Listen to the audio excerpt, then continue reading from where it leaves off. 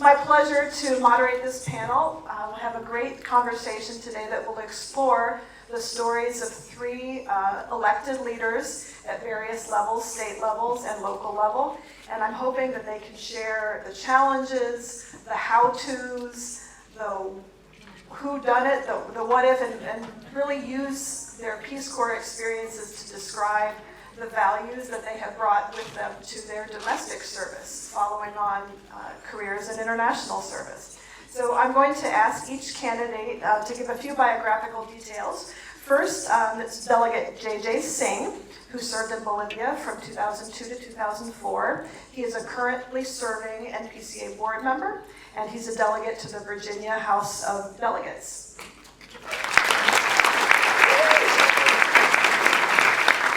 Thank you, everybody. I think that covers a lot of it. I'm from Northern Virginia, served in Bolivia, and delighted to be here. Thank you. And next we have Ashley Simpson-Baird, who served in Bolivia from 2003 to 2005. She is currently a board member with Alexandria City Public Schools. Good afternoon, everyone. It's a pleasure to be here. I'm currently in my second term with Alexandria City School Board, and just like JJ, was in Peace Corps Bolivia. And fun fact, JJ and I also went to middle school and high school together. So somebody go to Lake Drive Secondary School in Burke, Virginia, and start recruiting from there, because those are the folks who want to do Peace Corps and politics.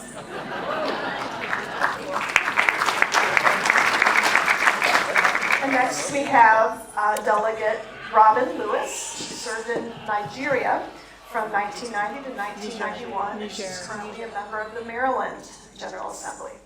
Thank you so much. Hey, everybody. Fofo. Anyone here served in Niger? Fofo, buen dia. Fofo. Fofo is Zarma for hey, what's up? I'm Robin Lewis. Thank you for the nice introduction. I think the most memorable thing I'll tell you about myself is that I never sought elected office. It sought me. So all of you guys look out. The call to serve is at your heels at this moment. Thank you. Great, thank you. I'm sorry I said Nigeria. I couldn't have this written. We're used to making that correction. Well, Robin, I think I'll start with you. And I think this is a softball for all three elected representatives here, but how did Peace Corps service influence your decision to enter politics? Peace Corps service had nothing to do with my Peace Corps is innocent. I answered the call to serve an elected office about 2 weeks after the 2016 presidential election. You're all old enough to remember where you were in November 2016. I speak to audiences who weren't old enough to remember, but I know you. And you remember how we all felt. And in my grief and horror, I asked, what can I do? How can I protect my neighbors? We're going to need to stick together. Where can I step in to help? Just like we all did when we applied to the Peace Corps. Where can I help? Send me anywhere. I got a phone call, like so many women do. Women have to be asked to run. I love you guys, but they all think they're supposed to be president. Women never think that. I got a call saying there's a vacant seat. You'll be great. You should step in. You should do it. I didn't know what that meant because it was an off year. It was in between elections. But I threw my hat in the ring to be chosen. In Maryland, it's a process called the appointment process when there's a vacant seat. The party that holds the seat nominates a replacement. So I put my hat in the ring. The Democratic Party, local party, chose me to fill that vacant seat until the next election. I said yes, because the same way I did say yes to Peace Corps, it was because there was a need, and if not me, then who? So that's how I got here.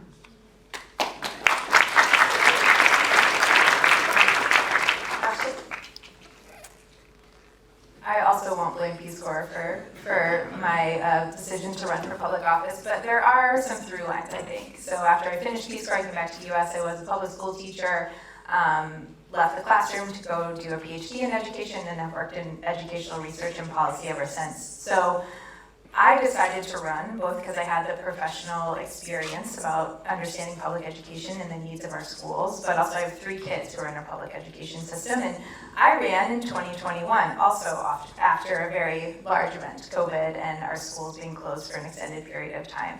So that was, all of that context sort of came together to fuel my desire to want to serve, but the same spirit was with me from the time I decided to join the Peace Corps to running for my local school board. And just like Robin, I saw an opportunity. I thought my skills would be of use, so I jumped into it. Go ahead, JJ. Thank you. So just to go back to what Ashley mentioned a little bit before, her maiden name is Simpson, and my last name is Singh. Our lockers were right next to each other. I thought we were going to get to this in minute 45 of the presentation today, not right off the top, and I'm glad you got it out of the way early. My decision to join Peace Corps in Bolivia after college was a product of a few things. One is my faith.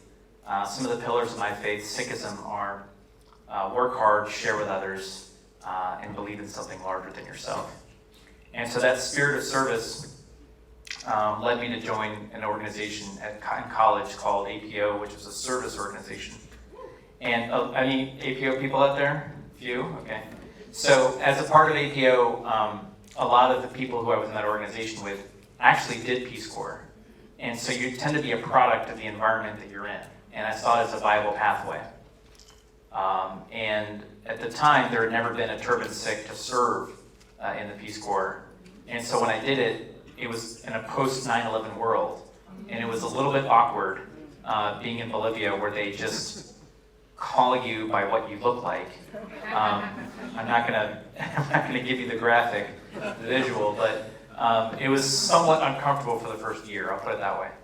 But while I was down there, it's sort of like I'm sure many of you had this experience.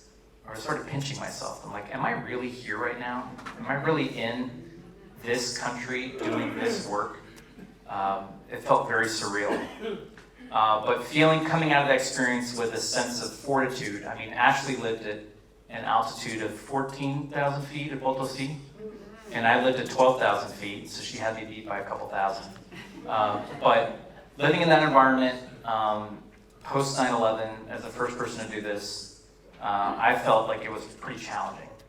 But I also felt like, as I was doing it, as I'm sure many of you in this room felt, anything is possible.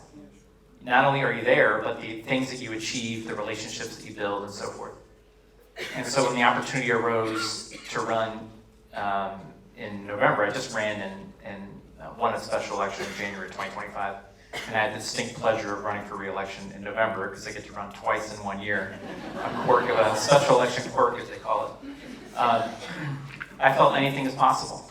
So that spirit of just doing it and seeing what comes is part of what the thread is between Peace Corps. Thank you. I think there are going to be some overlapping themes between all of the questions that I'll pose, but I would throw this open to any of the panelists here, but can you share a moment when your Peace Corps experience directly shaped a policy decision that you made or advocated for? Yes, I can. So, and I'm sure we all can. In my first year in office, it was a little bit like this year when there was someone in the White House doing things.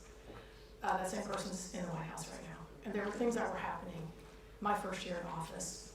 One of the reasons I stepped into an elected role was to protect my neighbors, my community, and folks needed protection from some of the decisions that were being made. You guys remember.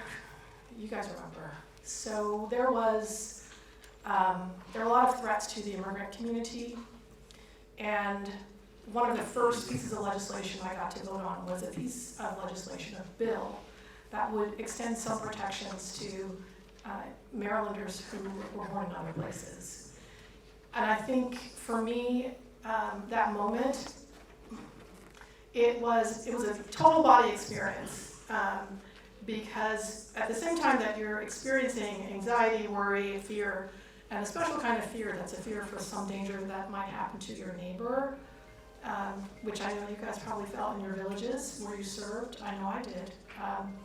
There's also a special kind of courage that comes from that. And I remember casting my vote for that bill, an immigration protection bill, that solidified for me the reason I answered the call. So, yeah, and there's been many more bills that we've passed in Maryland since then, not just to protect folks who were born in other places, new Americans, but also to protect other vulnerable communities. Every time I push my little green button, I don't know what you guys have in Virginia.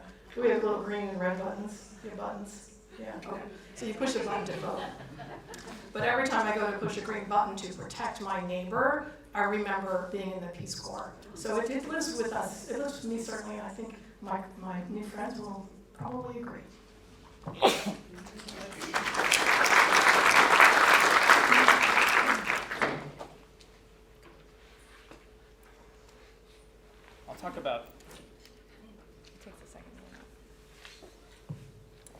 I'll talk about a bill that I'm thinking through a little bit, and I've had some conversations with RPCVs for the last few days that have helped me think through this a little bit. But last year, during Peace Corps Week, I got down on the floor and made a speech about the importance of Peace Corps at a time where, the NPCA was pushing this idea of standing up for service. And so this year, one of the big things that I campaigned on in my special leading up to January, and now I'm campaigning on again, is, bear with me because it's tangentially related to Peace Corps, I'm getting there, just bear with me, is reducing the cost of college tuition. When I went to the University of Virginia in-state undergrad, tuition, room, and board was $15,000 a year. Now when I say that, people ask me what century I graduated from college. And now it's $40,000 a year in-state. And so it's totally untenable. And so I got a budget amendment passed this past year that would provide $55 million to reduce the cost of college tuition. And while that's great, it's not enough.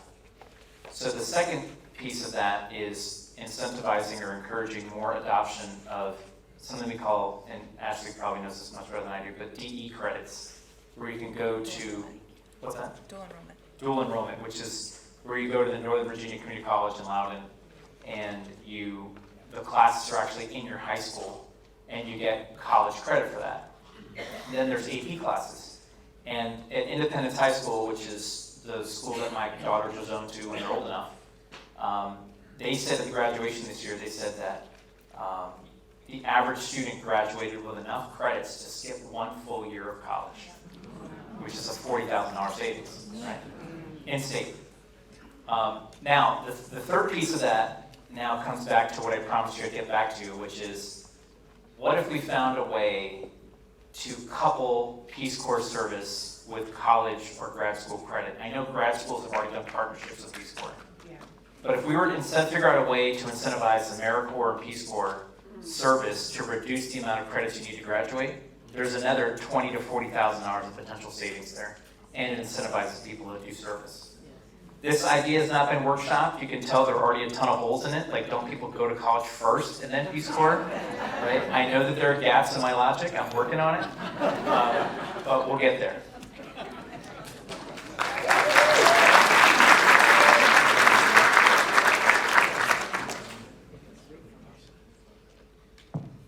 I'm going to do something that politicians do when they don't have an answer to the question that was asked, and they pivot and answer a very similar question.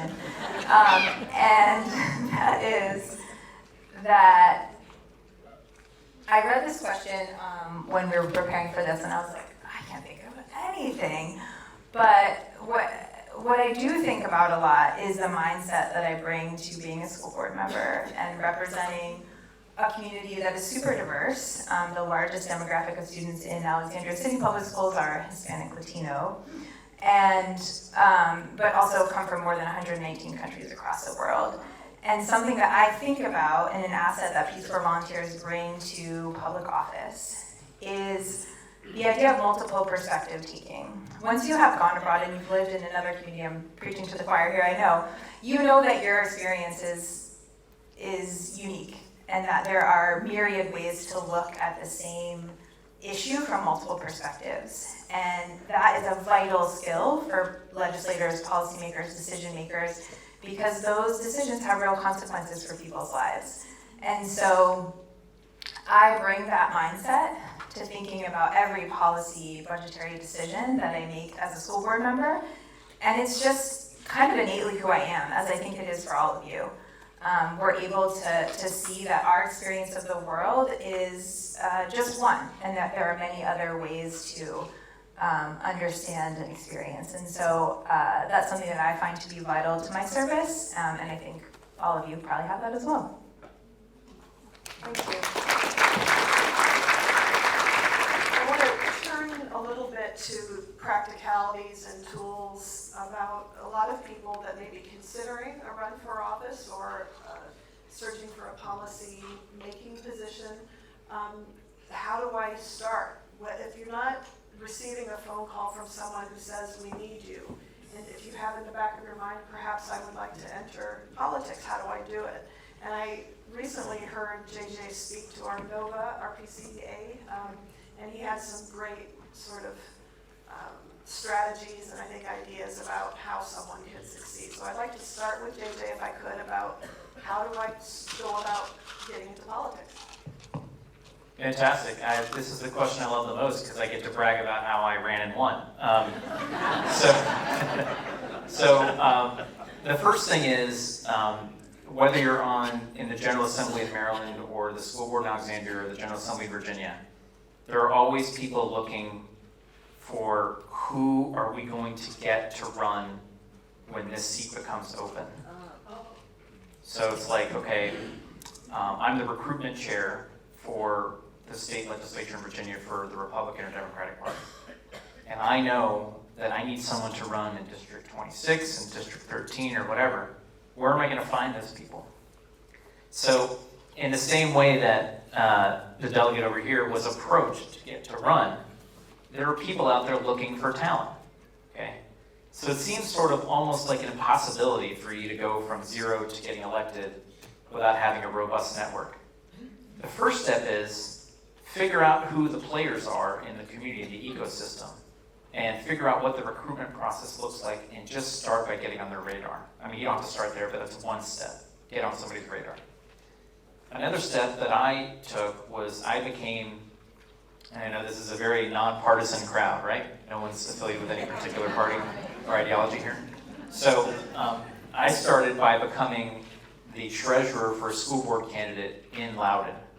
I was thinking about running for school board myself, so I called Ashley. She said, you're nuts. So I said, okay, I will help a candidate for school board. And so I became her treasurer. And in that process, I got to understand campaigning and I knew campaigning a little bit because I worked on the Hill for many years for Senator Chris Coons from Delaware. But I was, I got to experience the campaign firsthand. The school board campaign is an interesting campaign. They're all very unique. They're all unique. That one's unique. And as a result of being their treasurer, I did a pretty thorough job. And so the chair of the party, and I'm staying nonpartisan, asked me to be the treasurer for the party at the county level. And there were a lot of issues that I needed to address. I'm not breaking any news here, okay? I'm just saying there were issues I needed to address. And I addressed them by spending over 100 hours in the span of 2 months negotiating and working with certain agencies and others to be completely set square, using vague terms here. And so in that process, people realized that I was a hard worker and an honest broker. Like, I could see all sides of a problem, work collaboratively with people, and at some point I put my hand up saying that I want to run at some point in the future. And so people were like, well, we want somebody who we can trust to run. Let's get him on our short list, if you will. It didn't take that long to get on people's short list. I'm talking about a year and a half, right? And then an opportunity arose to run. I don't want to take up a lot of time because I could talk for hours on these topics, so I'll be brief and then we can come back to it. But an opportunity arose to run in a special election in November, and my primary was only 6 days long. But because I knew it was coming, because I was an insider, I knew what was going to happen when before the vast majority of people knew what was going to happen when. I had done my photo shoot 2 weeks in advance. I had lined up endorsers. I had gotten pledges from potential donors. And when the campaign kicked off officially, I already had a video cut, ready to go. And we knocked in the span of 6 days, 4,750 doors, made over 15,000 phone calls. We outraised our nearest competitor 8-1. And I was a no-name person, no name ID. And I ran against people who were currently or previously elected in my primary. And I took 41%, and the nearest was 23%. And the point is that I didn't spend 3 decades laying the groundwork. But if you know what's coming, and if you use your time in the Peace Corps to remember all those times where you had to exercise extreme patience, which I imagine for a lot of you was almost all the time, then you can sort of lay in wait and be ready. I'm going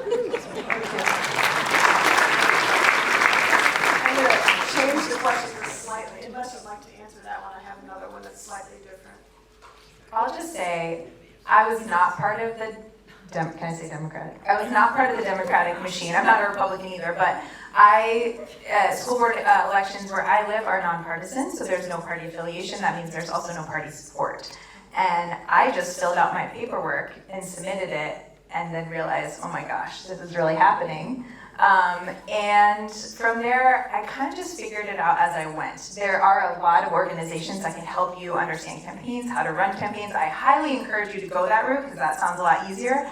I just talked to people who I knew had already run. I continued building relationships in my community. I fundraised. JJ was the first person to donate to my school board campaign, so talk to your Peace Corps friends. But you can figure it out, you know, it is something that can be done. And I, maybe similarly, was a nobody. I was running against people who had run before. The first time I ran, there was a field of 7 of us running for 3 seats, and I ended up being the top vote getter that year, even though I had never run before. So it's not impossible. I think the first step is, you guys all know this, is just to say yes and to show up and show that you care, and if you keep working at it, other things will fall in place. I have one suggestion. If I may. So 2 recommendations. The first thing you can do if you want to get involved in policymaking, lawmaking, politics, help an awesome person win their race. Know who your own elected officials are, please. I can't tell you how many people don't even know what a delegate is. And know who represents you. Know their first names, their last names, what their area, their policy areas are. You can find all this online.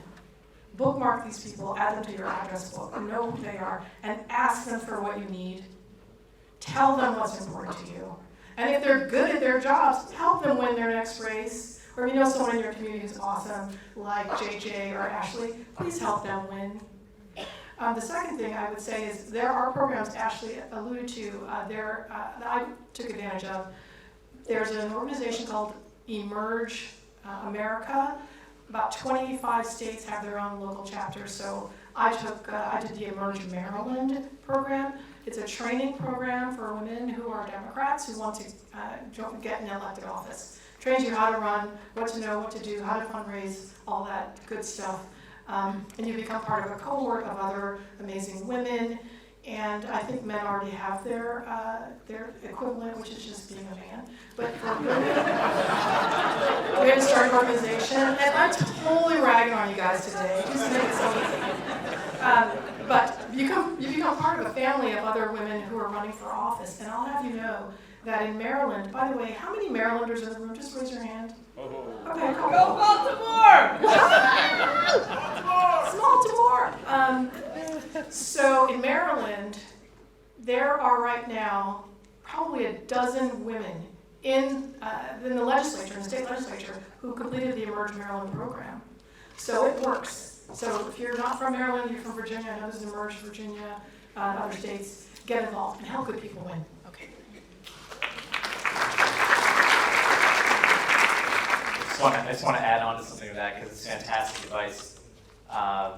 New Politics, if Alex were here, she was the original moderator of this panel. She represents New Politics, which helps Peace Corps volunteers, AmeriCorps volunteers, returned military service members get elected. So they're an organization that runs trainings that you all ought to consider. But to the point of Emerge, the chair of the party and several elected candidates and our gubernatorial nominee for a certain party in Virginia all went through the same Emerge program in the same year. And they refer to each other as their Emerge sisters. And I'm like, well, where's my cohort? I don't have anybody, you know? So I'm impressed, very impressed. They call her Abby. I mean, it's like, this is Congresswoman Abigail Spanberger. It's like, oh yeah, Abby, yeah, I know her. Yeah, we were Emerge sisters. Yeah, no big deal.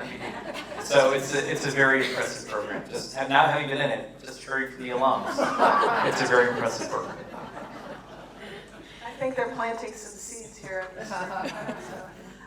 Shifting a little bit to, these are very positive ways that you can launch a political career, but what about roadblocks? What about challenges?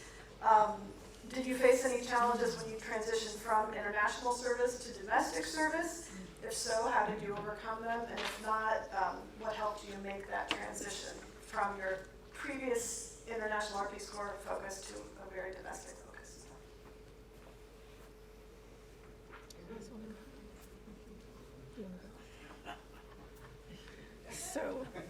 So there's JJ hasn't had any challenges. Wow. Well, how did I make the transition? After Peace Corps, I got my Master's of Public Health at Columbia University, New York. Did you do your MPH at too? Hey! Okay. Still paying the student loans? Yay! So after I got my MPH, I was so lucky to get my first job working in the field of international health. Johns Hopkins hired me, and they sent me to Haiti for a couple years to run a clinical trial. But that was the beginning of my international health career. Post Peace Corps, I got the dream career I wanted. And I was minding my own business, working around the world, basically with a little bit of a break, and when I got that call to step into an elected role. The transition, really there was no roadmap because there's no Venn diagram that includes international health professional and a state elected official. So I'm the only person in the Maryland General Assembly who worked in the field of international health. So nobody understands what I'm talking about. But I tell you, I use everything I learned as a Peace Corps volunteer and in my, my professional skill set in making policy and building relationships and on solving problems, all that good stuff. I think part of the challenge of making that transition is learning how to explain what you bring to the table. Because there aren't a lot of Peace Corps volunteers in elected office. I might be the only one in Maryland right now in the state legislature. There was another guy named Shane Robinson, but he's moved on to do other things. You know Shane? We went to SIT together. Yeah. This is ridiculous. Okay, so they went to school together. But anyway, right now I'm the only Peace Corps volunteer in the Maryland General Assembly. So you kind of have to figure out how to explain to other people what value you bring, like what it means. Like when we say, oh, I was in the Peace Corps, are you a Peace Corps person? Like we know what that means, other people don't. So figure out how to describe what you do. You are a creator, a creative person. You are a multidisciplinary problem solver, or whatever cool thing you want to describe yourself. And put yourself in conversations where you can push decisions, use that expertise you have. The other thing I'll say in terms of challenges, if I can, unlike Ashley and JJ, I had a huge problem getting elected the first time because there was a super, super wealthy and entitled guy who decided, I'm not bitter, who decided that he was going to buy the seat. And it was such a scandal. And he started using sort of racial and gender-driven rhetoric against me, which I found really funny. And the best part was that I didn't actually have to say anything. My community stood up against this. If you guys want to read about it, it actually I was in the Intercept, did a story about it. You could Google Robin Lewis Intercept election, probably find it. But Guy thought he could buy the election, and I just put my head down knocked my doors, made my calls, talked to my community, talked about what I had to offer, and let him spin in himself into a loss. And it was great on election night when he called me to congratulate me. So it all works out.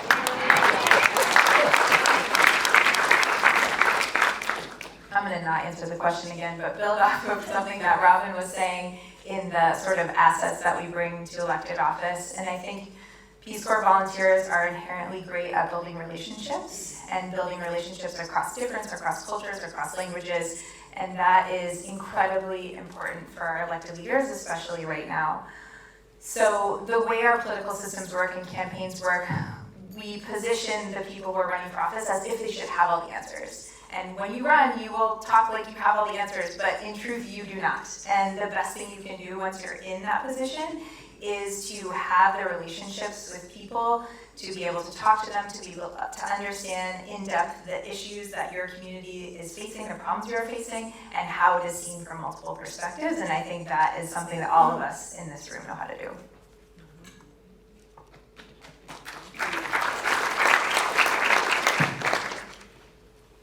So I lean into my service a lot. On the campaign trail, I wear it as a badge of honor to have served. And a couple things I'll talk about. I mean, one thing I'll talk about is how many of you, I think I know the answer to this, but raise your hand if you faced frustrating experiences during your Peace Corps service. Okay. All right. So, you know, my service, like everybody else's, was exhilarating, fun, frustrating, irritating, difficult. You know, they say the first time you get sick is the first time you realize you're doing this for 2 years. And so that happened in training, and, you know, I was like, oh boy, we get 2 years and 2 months left. So that sort of fortitude muscle that you build up in service really helps at every pass in your career, at least for me. So when I got back and I didn't know how to get a job, I ended up getting a job in microfinance doing pretty much what I was doing in Bolivia, but it wasn't preordained. It took a long time to figure out my path. And then going to grad school, obviously, you know, that process requires fortitude and figuring out where you're going to go and coming out. And being in the Senate where everybody else wants a quick win, and you're like, no, we got to grind this out. And the way I think about my Peace Corps service and public service is I'm all about, to use a baseball analogy, I'm all about hitting singles and doubles. I want to get on base. I want to get small incremental wins. I want to stack them, and then I want to get the next one and get the next one, as opposed to just trying to hit a home run every time you're doing something. And so when I left the Senate and I wanted to go into, brace yourselves, real estate development, and I had 40 informational interviews with people, and they said, well, what skill set do you bring? I'm like, well, you know, I have an MBA, and, you know, I can run numbers, and they sort of like, okay, whatever. And so after like 4.5 months of that, spinning my wheels, I finally got a job in an affordable housing developer, and I was their treasurer, and they had a small but growing hotel portfolio, and then after a couple of years, they said, we want you to run the hotel portfolio, and after a couple of years, we spun that out to have our own company. So now I run a hotel development company, and had I just been like, well, there's no way I'm going to make this work, had I not had 2 years and 3 months of arduous, frustrating experiences that just say, get to the next day, then that wouldn't have been possible. And those 6 days that I talked about in my primary, where it sounds in hindsight like it was sort of preordained, every day of those 6 days was like the biggest roller coaster of my life. I felt like a dogfight.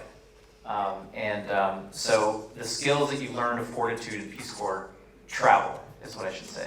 They go with you everywhere.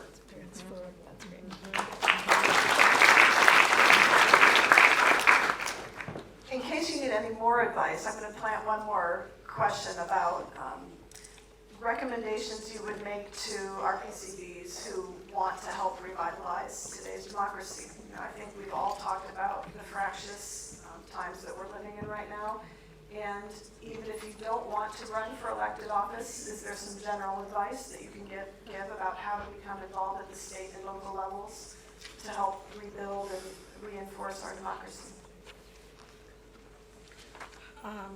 I'll go. So here's what I tell people right now. Be a human being. Be a good neighbor. And if you can't do anything else, be a witness. The most important thing we can do is remind each other of our power. You remember being in your Peace Corps village, and like you wake up that first morning after they drop you off,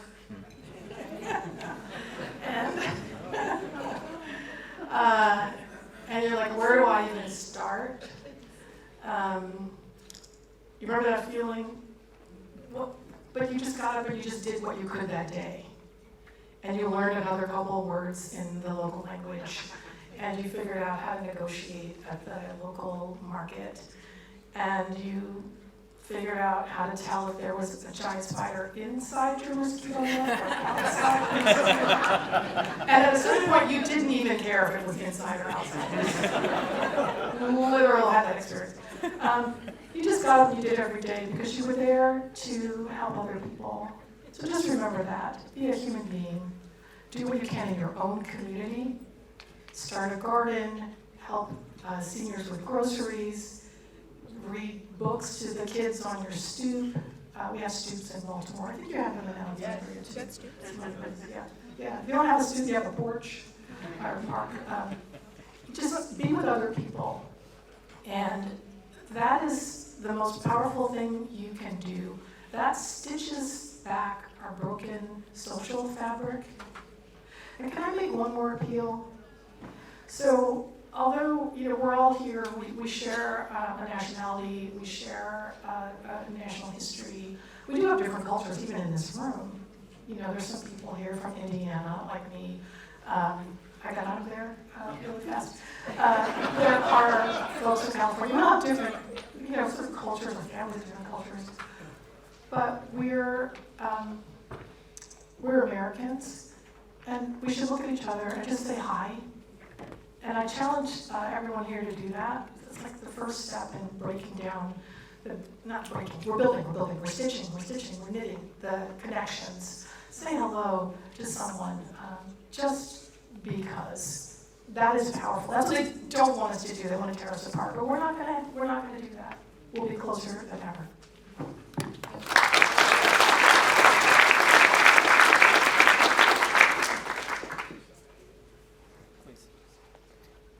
That's a hard act to follow. I was just going to say join your local Democratic committee. Get involved, not that you have to run for local office, but know what's going on in your local politics. I think the preservation of democracy is happening at the local levels, and so the more you can be involved in your local community and helping people get elected or just staying on top of issues, I think the preservation of democracy will supersede.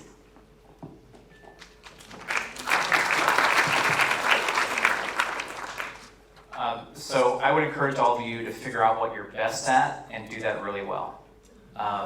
And in politics and in social change, there have to be people who are pushing the envelope of current norms and are comfortable taking the arrows and challenging people's assumptions and making people uncomfortable. If that's you, great. There are some people who say, this person has pushed a norm and a boundary, that's their role. My role is now to go make the deal. And if you're good at that, go do that. What I mean to say is figure out who you are and do it really well.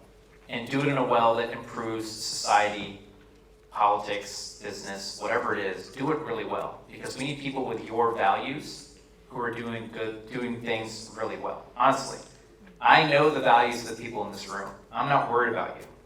What I want you to do is find what you're good at and be exceptional at it and go do it over and over. And so my role in politics, the way I see myself, is I see myself having served in the Senate and been at the White House Budget Office. And I know how to build consensus to get policies over the finish line. And those policies may not be 100% of what we all want, but I know how to get to the finish line. That's my role.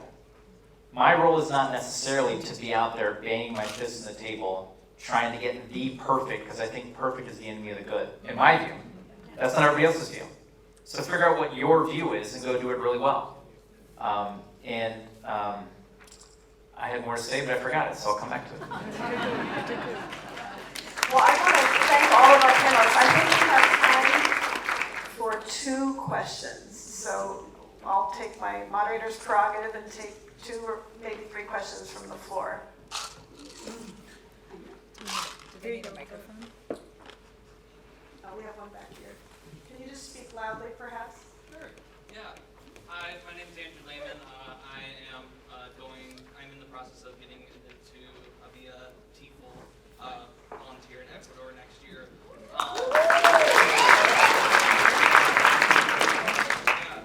During my education, a lot of my public policy professors really emphasized kind of what you guys were talking about, getting to know what was going on in our local governments. I know it's sometimes, like, often local governments, it can be kind of confusing, obfuscating rules and such. How do you find is the best way to get connected to your local government, to your local representatives? Like, what is the best way to reach out to them and try to get an understanding of their policies and what ways you can help, like, support them or support people who you are interested in? What was your name again? Andrew. Andrew?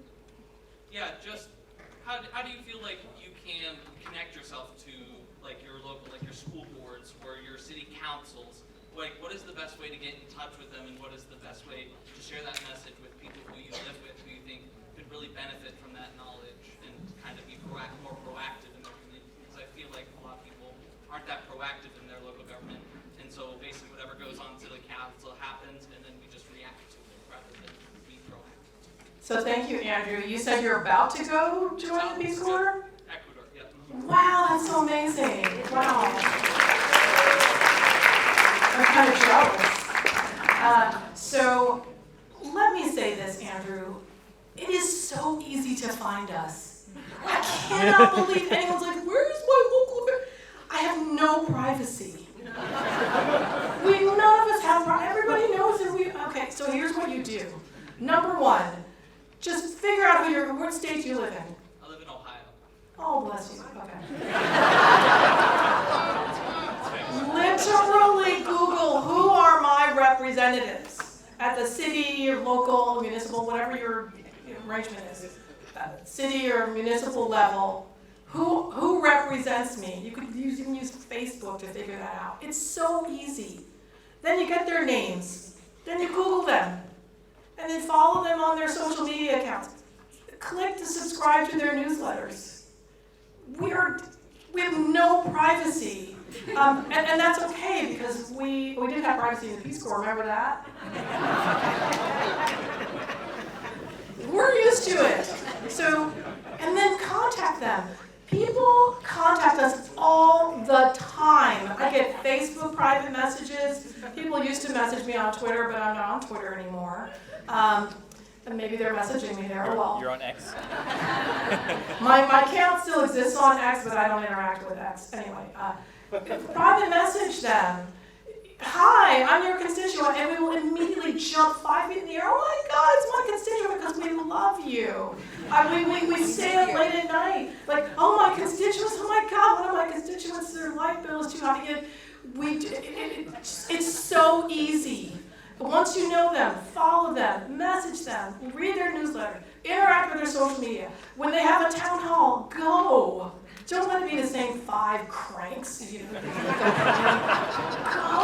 Hi, I'm your constituent, and it literally you will see our hearts like jumping out of our chest. Oh my God, it's my constituent. We'll remember you. When we knock doors, when we are campaigning, you guys don't understand this. I can remember every person I talk to on every door, can't you? Because it's so emotional. It's like being in the Peace Corps. You go to your village, you gotta do like well baby checks, and you go to all the houses, and you never forget. So we spend so much time thinking about you. Spend 5 minutes thinking about us. Just follow us. We are very accessible. Thank you very much. We have time for one quick summary question. Here in front, please.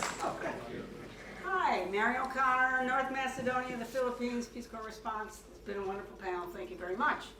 I wonder, however, the frustration that you express, that we all know, the Peace Corps, but the frustration that you face within working with your other, not the constituents, but your other electeds. You haven't really addressed that at all. Do you ever have like buyer's remorse or wish, I want my money back? How do you get through what I see is a terribly rancorous, rusty proceeding. I don't know what you're talking about. I'm on a school board in Virginia. I mean,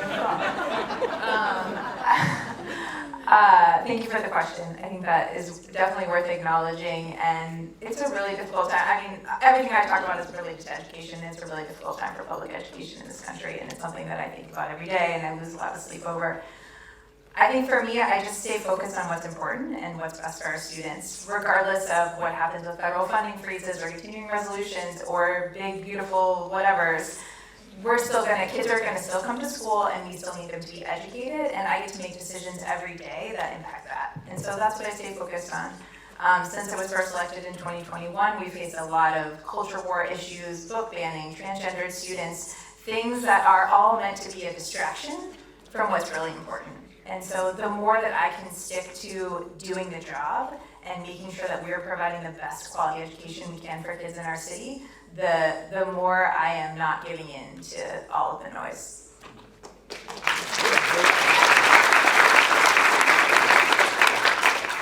So I'm a little biased. I really want Ashley to be our superintendent of Virginia schools or the cabinet member of the Department of Education in Virginia one day. She's shaking her head, it's not going to happen. It might, and I hope it does. She's outstanding. I'm frustrated with my job, but not for the reasons you articulated. In Virginia, we meet in session for 45 days during odd-numbered years and 60 days during even-numbered years. And we're paid $17,000 a year. And so as a result, unless you are retired, independently wealthy, or have a partner who's a primary income earner, then you have a full-time job, or you're cobbling together a bunch of 1099 gigs. Either way, if you have a full-time job there, the General Assembly job is marketed as a 45 or 60-day a year job, but it's not that. And so I have the equivalent of 2 full-time jobs and a 7-year-old and a 5-year-old at home. So the frustrating part for me is the General Assembly doesn't say, well, from 9 a.m. to 1 p.m., those 4 hours are sacrosanct in your day, and you can do your full-time job and take meetings during that time. They don't do that because they just assume you're here and you're all in. And so it is incredibly hard to do both things at the same time as a quote-unquote citizen legislator. What you've articulated is challenges of getting bills passed and some of the people we work with and the coalitions that get built and put down. And what I found is because of this nature of having to have 2 full-time jobs, the people I work with are pretty with it to be able to manage and juggle all that. So I don't have concerns about their competence or their motivations or whatever. I look at it from a perspective as what are they incentivized by? And so if you're in an R plus 20 seat, you're not incentivized to make a deal because you're going to get primaried. If you're in a D plus 20 seat, you're not incentivized to make a deal because you're going to get primaried. And so if you just strip away personalities and you look at what district do they come from, what's their background, what's their current motivation based off of the incentive structure they have, you can pretty much predict how things are going to happen. I mean, you don't need it. It's not rocket science. You can predict it. And so I don't get frustrated with people because I understand that they're responding to the environment that they're in. I get frustrated by some of the structural things that we've set into place, but there's not much I can do about that. The other thing I will say is the question was asked about what we can do to get involved. I've tried a variety of things.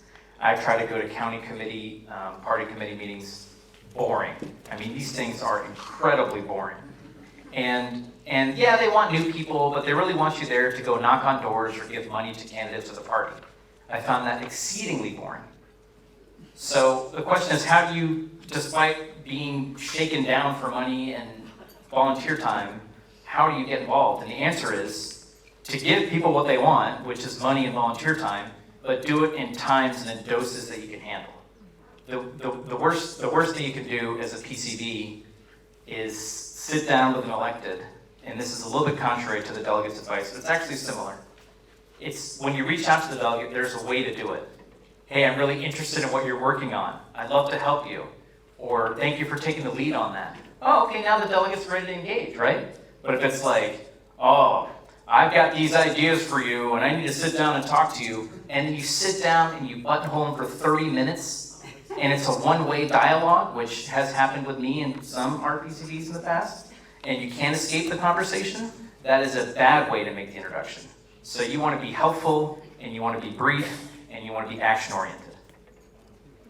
Well, that's a really great way to end. I think, lots and lots of positive advice and suggestions. I really appreciate that our panelists have shared a lot of personal stories, what motivated them, how they had a path into their current roles. And it's just wonderful to have representatives like this working for us in our states and our localities and our school boards. And I'd like to give them a big round of applause.